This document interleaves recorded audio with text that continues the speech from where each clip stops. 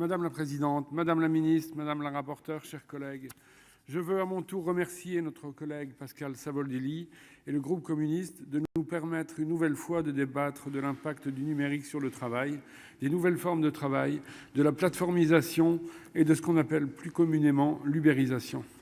Chers collègues, c'est le 4e texte sur le sujet que nous étudions depuis 4 ans, après déjà 2 missions d'information.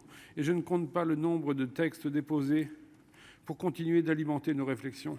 À croire que l'on parle davantage du travail grâce aux initiatives parlementaires que dans les projets de loi du gouvernement. La question au fond central qui est devant nous est simple. Comment s'assurer que le progrès technologique permette l'émancipation des travailleurs et non leur assouvissement via un contremaître 2.0 ? Corinne Ferré a eu l'extrême gentillesse de citer ma proposition de loi de 2021, refusée ici, dans laquelle nous mettions déjà en avant la nécessité de contrôle et de transparence des algorithmes. Le texte qui nous est présenté aujourd'hui continue d'avancer dans la bonne direction et je m'étonne que la majorité sénatoriale continue de se cacher sur ce sujet majeur après le revirement opéré l'année dernière lors des débats sur les ordonnances dites Mettling. En 2019, la Commission des affaires sociales affirmait dans un rapport être opposée au tiers-statut, mais en 2021, vous avez donné un blanc-seing au gouvernement dont l'intention, tout comme celle de la rapporteure de l'Assemblée nationale, était limpide, je cite, « réduire le faisceau d'indices susceptibles de révéler l'existence d'un lien de subordination » de telle sorte que le risque de requalification soit aussi réduit que possible.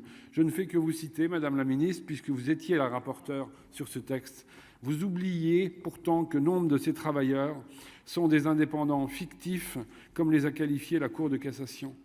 Grâce à l'excellent rapport de Cathy Apourceau-Poly, que je salue, j'apprends que notre collègue Frédérique Puissat a évoqué en commission une position plus nuancée portée par la majorité sénatoriale, sans pour autant nous en dire davantage et sans poser d'amendement à ce texte, j'ai peine à comprendre.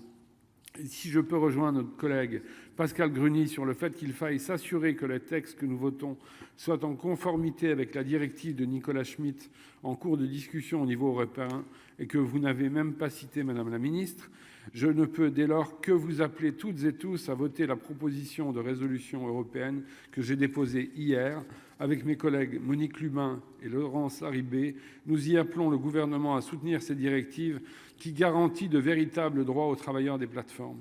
Je rappelle que cette directive reprend beaucoup des propositions que le groupe socialiste défend ici depuis des années, et notamment dans ma PPL de 2021, la présomption de salariat, l'inversion de la charge de la preuve en matière de requalification et la transparence des algorithmes.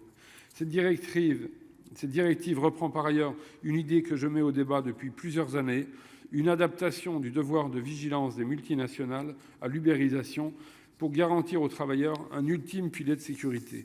En effet, l'article 8 de la directive institue qu'ils pourront exiger des explications sur les décisions algorithmiques les impactant, avec obligation pour la plateforme de répondre par écrit sous 1 semaine.